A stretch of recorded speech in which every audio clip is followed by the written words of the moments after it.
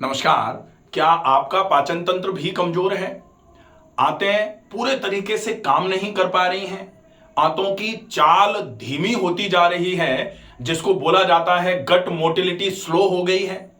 जो भी आप खाते हैं पेट में भरा रहता है, खाना पच नहीं रहा, अपच हो जा रही है, और खाना जब पचता नहीं है शरीर में लग नहीं रहा, इसकी वजह से लगातार कमजोरी बढ़ती जा रही है। आप चाहते हैं कि आप कुछ भी खाएं और आपका पाचन तंत्र उसको पचा दे अच्छे तरीके से, पाचन इतना मजबूत हो जाए कि आप कच्चा पका विरुद्ध आहार कुछ भी खा लें, आपका पाचन तंत्र उसको आराम से पचा ले। आयुर्वेद में एक श्लोक लिखा गया और उसमें यह बिल्कुल क्लियरली लिखा गया कि अगर आप विरुद्ध आहार या फिर कच्चा या पका आहार भी खाते हैं, वो भी आराम से पचना चालू हो जाएगा यदि आप एक बात का ध्यान रखेंगे। और वो एक बात कौन सी है, हम वीडियो में उसका महत्व अच्छे तरीके से समझेंगे। वीडियो को अंत तक जरूर देखें। अगर आपने अभी तक इस चैनल को सब्सक्राइब नहीं किया है तो प्लीज इस चैनल को सब्सक्राइब जरूर कर लीजिए, ताकि भविष्य में जो भी वीडियोस बनाए जाएं उनके नोटिफिकेशन आप तक पहुंचते रहें। सबसे पहले पाचन तंत्र की समस्या इस तरीके से बढ़ रही है कि जैसे लगातार दिन रात, एक तरीके से दिन दूनी और रात चौगुनी गति से पाचन तंत्र की कमजोरी की समस्या बढ़ती चली जा रही है। जिसको देखो वो कह रहा है कि पाचन तंत्र कमजोर है, अपच हो जाती है, पेट भारी रहता है, पेट में गैस बन रही है, खाना पच नहीं रहा है, या फिर आंतों की चाल कमजोर हो गई है, इस वजह से खाना जो है वो पच तो रहा ही नहीं है, खाना शरीर में लग भी नहीं रहा और निष्कासन भी खराब होता चला जा रहा है। और इसका सबसे बड़ा कारण माना जाता है आज की जीवन शैली। और जीवन शैली में सबसे बड़ा दोष क्या है, वो है सेडेंट्री लाइफस्टाइल। सेडेंट्री लाइफस्टाइल का मतलब होता है कि हम लगातार एक ही जगह पर बैठे रहने का काम कर रहे हैं। श्रम शरीर से तो हो नहीं रहा, लेकिन लगातार बैठे बैठे दिमाग से काम करते जाते हैं, जिससे हम थोड़ा सा एग्जॉस्टेड फील करते हैं। थकान जो होती है वो शारीरिक तो है नहीं, लेकिन मानसिक रूप से हम बहुत ज्यादा थका हुआ, बहुत ज्यादा चिड़चिड़ा महसूस करना चालू कर देते हैं। क्या करना पड़ेगा? सबसे बढ़िया तरीका है कि आप नियमित रूप से व्यायाम करना चालू करिए, क्योंकि आयुर्वेद में एक श्लोक में बहुत क्लियरली लिखा गया था, व्यायामम कुर्वते नित्यम। जो व्यक्ति रोज व्यायाम करता है, नित्य व्यायाम करता है, उस व्यक्ति को फलस्वरूप क्या मिलता है? लाभ के रूप में मिलता है विरुद्धम अपि च भोजनम, विरुद्ध आहार भी अगर वो व्यक्ति ले, या फिर विदग्धम अविदग्धम वा, पचा हुआ या फिर कच्चा या फिर ज्यादा पका हुआ, दोनों ही टाइप का भोजन, या तो फिर कच्चा है और या फिर ज्यादा ओवर पका हुआ, जिसको कहा जाता है ओवर फ्राइड आइटम। जनरली कहा जाता है ना कि आपने अगर बहुत ज्यादा फ्राइड खा लिया तो वो पेट को भारी कर देगा, या फिर कोई चीज है अधपकी रह गई तो वो आपके पेट को खराब कर देगी। लेकिन अगर आप नित्य व्यायाम करते हैं तो फायदे में आपको क्या मिलेगा? विरुद्धम अपि च भोजनम, जो विरुद्ध आहार होता है वो भी आप आराम से पचा सकते हैं, और विदग्धम अविदग्धम व निर्दोषम परिपच्यते। अगर आप कच्चा या ज्यादा पका हुआ भोजन भी खाते हैं, उसको भी पचाने में कोई दोष नहीं मिलेगा, वो भी आराम से पच जाएगा, अगर कोई व्यक्ति नित्य व्यायाम करता है। और अब बात आती है कि व्यायाम में किया क्या जाए। अब ये तो हो गया कि व्यायाम आवश्यक है अगर आपको पाचन तंत्र को मजबूत बनाना है, और हमने पहले भी कई वीडियोस बनाए हुए हैं कि अगर आपकी आंतों की चाल कमजोर है तो आपको पहले आंतों को साफ करना है, साफ हो जाए आंतें तो अच्छा खाना खाना है, और फाइनली जो खाना आप खा रहे हैं वो आपके पूरे शरीर में अच्छे तरीके से संचारित हो, उसके लिए व्यायाम करना आवश्यक है। तो व्यायाम यदि नियमित किया जाएगा तो धीरे धीरे करके आपके पाचन की क्षमता बढ़ जाएगी, आपके पाचन तंत्र की ताकत बढ़ना चालू हो जाएगी। कैसे बढ़ेगी? क्योंकि आपके पाचन तंत्र पर खून की चाल बढ़ेगी, और पूरे शरीर में ही, ये हम सब जानते हैं कि पूरे शरीर में जो न्यूट्रिशन है वो ब्लड के साथ ही ट्रेवल कर रहा है। आप जो खाना मुंह के माध्यम से आहार नाल से होते हुए आमाशय में पहुंचा देते हैं, वो खाना भी आमाशय से एब्जॉर्ब होकर के, आंतों से एब्जॉर्ब होकर के लिवर की तरफ चलता है और वहां से फिर खून के साथ पूरे शरीर में चलता है। और जहां जिस तत्व की आवश्यकता होती है, जिस पोषक तत्व की आवश्यकता होती है, वहां तक उस पोषक तत्व को पहुंचाने का काम, जो ट्रांसपोर्टेशन का काम है, वो ब्लड सर्कुलेशन के साथ होता है। तो वो ब्लड सर्कुलेशन कैसे होगा? वो व्यायाम से आप ब्लड सर्कुलेशन बढ़ाओगे।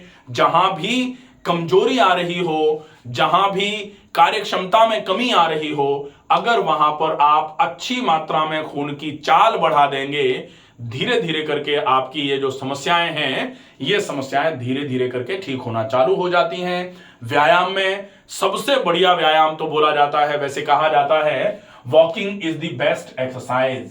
तो वॉकिंग मतलब टहलना, टहलने को बोला जाता है बेस्ट एक्सरसाइज है ये। तो टहलना, अब लोग कहते हैं कि टहलना तो बहुत इजी है, हम तो आराम से टहल लेंगे। जैसे जनरली लोग कह देते हैं शवासन तो सबसे आसान सा आसन है, हम तो कर लेंगे। लेकिन उसी शवासन करने के माध्यम दौरान में अगर आपके माथे पर मक्खी बैठती है तो हाथ ऐसे करके उठता है और मक्खी हटा देते हो आप, तो कहां रह गया शवासन? भाई सबके समान आसन करना सबसे ज्यादा कठिन आसन है। लेकिन हमें क्या लगता है, ऐसे लेट जाने को शवासन कहते हैं, सबके समान हो जाना शवासन कहलाता है।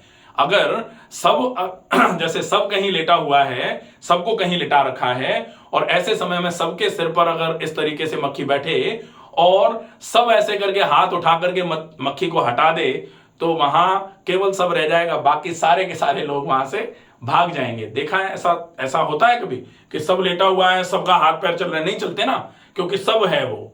तो वो सब जो है, वो जिसको शवासन बोलते हैं ना, सबके समान हो जाना। अब सब जो है, सब मतलब डेड बॉडी। तो डेड बॉडी की तरह होकर के अगर आप मक्खी हटाओगे तो फिर कैसे चलेगा? नहीं चलता ना। ठीक ऐसे ही वॉकिंग जो है, ये देखने में तो बहुत इजी लगती है, सुनने में बहुत आसान सी लगती है, लेकिन अगर वॉक करके आपको फायदा लेना है तो फिर आपको कैसे वॉक करना पड़ेगा।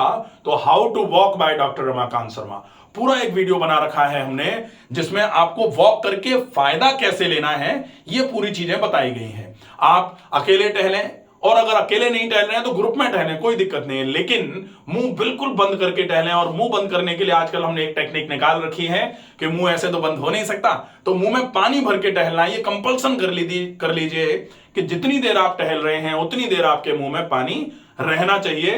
अगर आप 100 लोग भी टहल रहे हो, मुंह में पानी भरा है, तो आप बात ही नहीं कर सकते। और फिर जो आप टहलेंगे, उस टहलने के दौरान नाक से श्वास भरेंगे, नाक से श्वास छोड़ेंगे, और पूरा का पूरा कंसंट्रेशन जो है वो टहलने पर जब रखा जाएगा। स्पीड को मेंटेन करना पड़ता है। अगर आप टहल रहे हैं और आपने 50 मिनट टहले या आप 1 घंटे टहले, लेकिन आपने kilometre, 1.25 kilometre, 1.5 kilometre, 2 kilometre cover किया, तो फिर वो टहलना आपके लिए केवल वो होगा कि भोजन करने के बाद आप थोड़ा बहुत जो चहलकदमी करते हैं, उस टाइप का टहलना आपके लिए, वो भोजन के पाचन में थोड़ा सा मदद कर सकता है। लेकिन टहल करके बाकी सारे फायदे अगर आपको लेने हैं तो फिर कोशिश करनी है कि कम से कम 40 मिनट टहला जाए, और 40 मिनट में कोशिश करके कम से कम 3 किलोमीटर, और अगर संभव हो जाए तो 3 किलोमीटर से ज्यादा, अगर 4 किलोमीटर हो जाए तो बहुत अच्छा रहे। कम से कम 40 मिनट टहलना है। अब बहुत सारे लोग ये कह सकते हैं इसको सुनकर के कि 40 मिनट टहलने के लिए आप कह रहे हैं, लेकिन हमारे तो घुटनों में दर्द होता है या फिर एड़ियों में दर्द होता है, उनके लिए कौन सा व्यायाम है? तो उनके लिए व्यायाम होता है जोड़ों का व्यायाम। अब जोड़ों का व्यायाम बहुत सिंपल सा है, गर्दन से लेकर के टखने के जोड़ तक के केवल जोड़ों को मूव कराना है, मसल्स की एक्सरसाइज है। उससे कैसे फायदा होगा? डेफिनेटली उससे भी बहुत अच्छा फायदा होगा, लेकिन जोड़ों के व्यायाम को ऐसे नहीं करना है कि ये फॉर्मेलिटी कर ली, तो वो फॉर्मेलिटी नहीं चलेगी। तो joint exercises bye doctor Ramakant Sharma, पूरा एक अलग से वीडियो है, आप उसको देखें। गर्दन से लेकर के टखने तक के हर जोड़ को किस तरीके से आपको मूव कराएं कि आपको पूरा आराम होना चालू हो जाए, तो आप उस जॉइंट एक्सरसाइज के वीडियो को देख लीजिए। उसके बाद जो लोग थोड़ा सा कर सकते हैं, जिनके ज्यादा दर्द नहीं है और जिन्होंने थोड़ी प्रैक्टिस कर रखी है सूर्य नमस्कार करने की, वो लोग सूर्य नमस्कार का अभ्यास कर लें। सूर्य नमस्कार अगर कर रहे हैं तो कम से कम 12 राउंड सूर्य नमस्कार किया जाए। अगर मंत्र के साथ कर सकते हैं तो बहुत अच्छी बात है, और अगर मंत्र के साथ नहीं हो पा रहा है तो कोई बात नहीं, आप 12 राउंड सूर्य नमस्कार एक बार में करिए। कोशिश करिए कि आप एक स्टेप में कम से कम 2-3-4 सेकंड तो रुकें ही रुकें। अगर संभव हो जाए तो 5 सेकंड एक स्टेप में रुक जाएंगे। अगर 5 सेकंड एक स्टेप में रुकते हैं तो 1 मिनट में आपका एक राउंड पूरा होगा। तो 12 राउंड करने में आपको लगभग 12 मिनट लगेंगे। तो ये हो जाए सूर्य नमस्कार। इसके बाद आप व्यायाम में आसन, अगर आपका अभ्यास है आसन करने का तो आप आसन कर सकते हैं। हमने हर बीमारी के लिए अलग पूरा एक सेट फॉर्मेट बनाया हुआ है, जैसे yoga for constipation, yoga for fatty liver, yoga for diabetes, yoga for hypotension, yoga for PCOD, yoga for uterine fibroid, yoga for skin diseases या योगा फॉर माइग्रेन, या जो भी आपके बीमारियां हैं, ऑलमोस्ट हर बीमारी के ऊपर हमने एक पूरे आसनों का सेट बना करके करा करके दिखाया हुआ है कि किस बीमारी में किस तरीके से कौन से आसन की सीरीज आपको करनी है। आप उसको देख करके कर सकते हैं। अगर आप चाहें कि आप थोड़ा प्राणायाम करना चाहते हैं तो प्राणायाम भी व्यायाम में बहुत अच्छा है। और प्राणायाम जो है उसमें आप अनुलोम विलोम प्राणायाम और डीप ब्रीदिंग का अभ्यास कर सकते हैं। ये बहुत उपयोगी है।